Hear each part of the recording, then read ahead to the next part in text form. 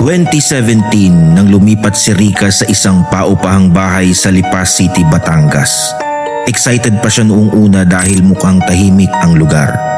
Ang hindi niya alam na dito na pala mag-uumpisa ang kagimbal-gimbal na pangyayaring hindi niya makakalimutan. Kahihiwalay lang noon ni Rica sa kanyang asawa kaya pinili niyang lumayo para makapagbagong buhay at makapagsimulang muli. Mula sa Calamba ay nakahanap siya online ng isang mura ngunit medyo malaking matitirahan sa Lipa. Hindi na nagdalawang isip si Rica at agad na lumipat sa bahay. Sa unang gabi pa lamang niya ay napansin na niya ang kakaibang katahimikan sa loob ng paupahang bahay. Ngunit ang katahimikang iyon ay hindi payapa kundi nakakapanindig balahibo. Bandang 2:00 ng madaling araw nagising siya sa isang kalabog sa kusina. Pinuntahan niya iyon para tignan ngunit wala siyang nakita na kahit anong bagay o hayop na pwedeng magdulot ng ganoong ingay. Bumalik na lamang siya sa pagkakatulog at ipinagkibit balikat ang mga narinig na kakaibang tunog. Nang mag-umaga, tila'y wala namang kakaiba sa bahay, normal ang lahat. Habang nagwawalis siya sa harap ng bahay, napansin niya na ang mga dumaraang tao ay may kakaibang titig sa kanya at tila ba'y may kaakibat na pagtataka at yung iba pa nga ay biglang napapabulong sa kasama. Kinagabihan, mga bandang 12:00 ng gabi ay may boses ng bata siyang naririnig na tila kumakanta ng marahan. Ako ay may lobo, lumipat sa langit. Tumindig ang kanyang balahibo dahil ang boses ay animoy nagmumula sa sala. Marahan niyang binuksan ang pinto ng kanyang kwarto upang silipin at doon ay nakita niya ang 2 batang nakaupo sa lumang sofa na may hawak na manika. Sa matinding takot ay tinakasan siya ng ulirat. Nagising siya nang tumama na ang sinag ng araw sa kanyang mukha. Nakatulog si Rica sa sahig sa may bungad ng pinto ng kanyang kwarto. Hindi maalis ni Rica sa kanyang alaala ang nasaksihang imahe ng sindak. Gusto niyang umalis sa bahay ngunit napag-isip-isip niya na sayang ang kanyang ibinayad na down at advance payment.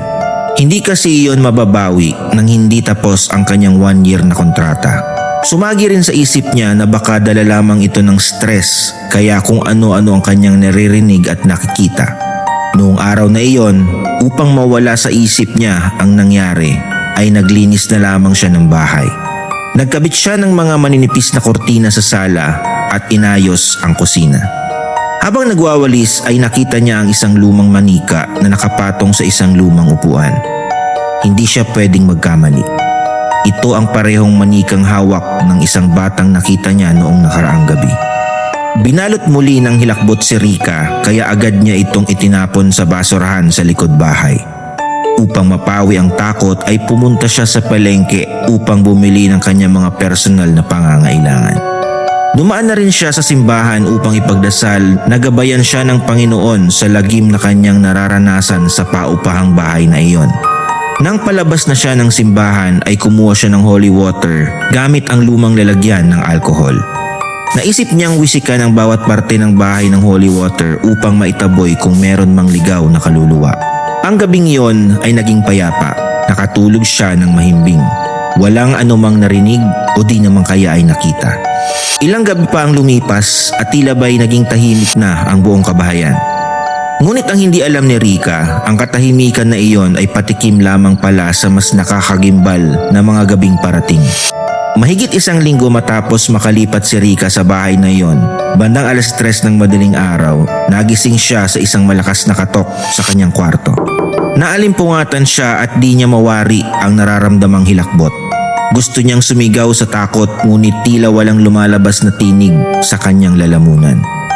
Makalipas ang ilang segundo ay muli siyang nakarinig ng mahihinang katok ngunit ito ay nagmumula naman sa pinto ng kusina. Maya-maya pa ay nakarinig muli siya ng isang kahindik-hindik na tinig mula sa isang batang babae. Kumakanta ito. Nakita, pumutok na pala, sayang ng pera. At mula sa paanan ng kanyang higaan ay may isang puting lobo na unti-unting lumipad hanggang maabot nito ang kisame ng bahay. Kinuha niya ang kanyang rosaryo at nagdasal na lamang habang nakaupo sa sulok ng kanyang kama. Tumama sa kanyang mukha ang sinag ng araw na tumagos sa maninipis na kurtina sa kanyang kwarto. Hindi niya namalayang nakatulog siya habang nagdarasal. Unti-unti niyang minulat ang kanyang mga mata.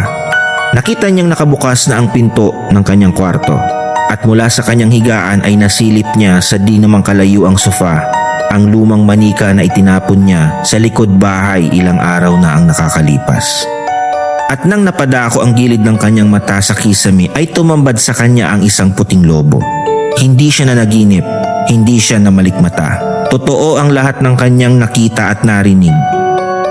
Sa takot, kinuha niya ang lobo at manika at muling itinapon sa labas ng bahay. Dali-dali siyang lumabas upang bumili ng load sa tindahan upang makausap niya ang caretaker ng bahay at sabihin ang kanyang mga nararanasan.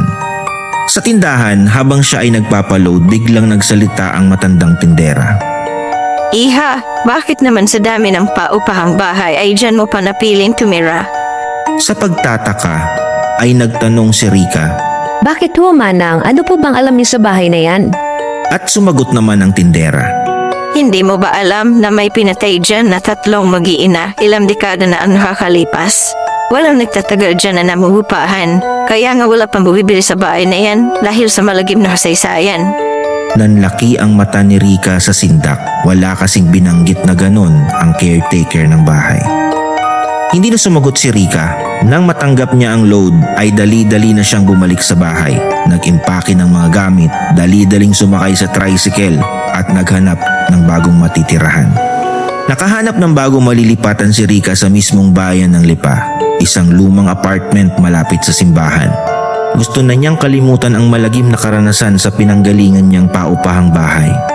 Mukhang tahimik naman sa nalipatan niyang bagong apartment. Ngunit tila hindi pa dito natapos ang kalbaryong kakaharapin ni Rika. Dahil nung binuksan niya ang zipper ng isang bag upang kumuha ng damit ay bumulga sa kanya ang lumang manika galing sa paupahang bahay.